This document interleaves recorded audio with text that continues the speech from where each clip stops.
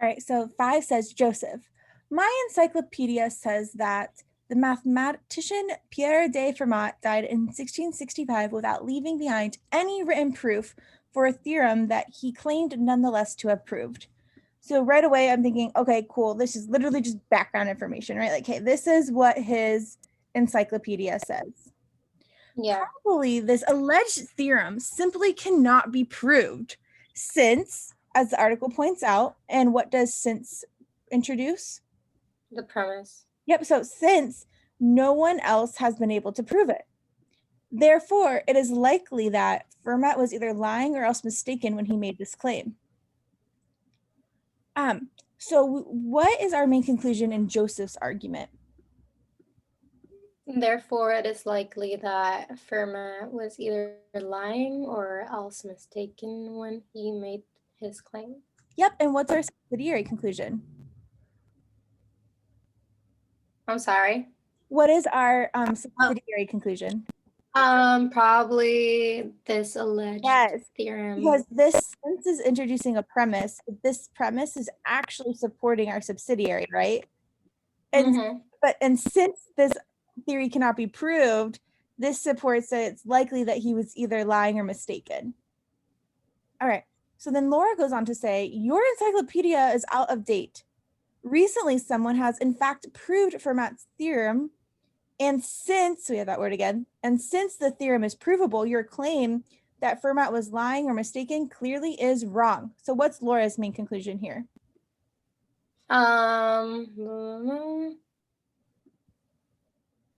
Clearly is wrong. So your claim that Fermat is lying.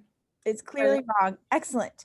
So here it says, Joseph's statements that this alleged theorem simply cannot be proved plays which of the following roles in his argument?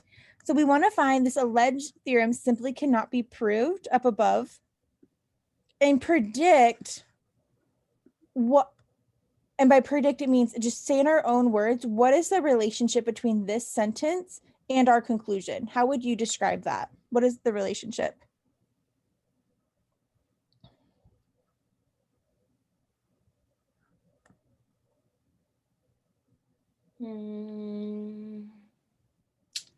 Supporting in a way. It is supporting it. What did we actually call it earlier? Principle. No. Well, okay. What did we say? It says since, and so since introduces a premise. So we said that it was a subsidiary conclusion, right? Okay. Yeah. So if I was going to say this, I would say like it's a subsidiary conclusion that supports our main conclusion. Okay. Would be my prediction. And so I'm going to go through my answer choices looking for that.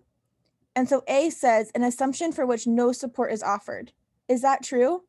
No. No, one, it's not well, I guess it could be an assumption, but is no support offered for this statement? No. No, we have support, so it can't be A. B says a subsidiary conclusion on which his argument's main conclusion is based. Okay, that one. I like that. And if it asks me how I check this is I go up and say, okay, a subsidiary conclusion means that there's a premise supporting it, which we have that, check.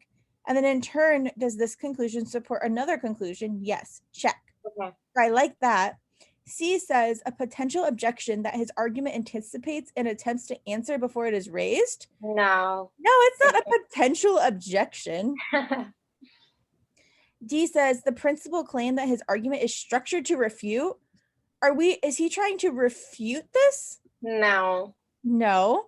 And then E says background information that neither supports nor undermines his argument's conclusion. Why is E wrong? So I would say E is wrong because it's not background information. Okay, it's not back, but why else?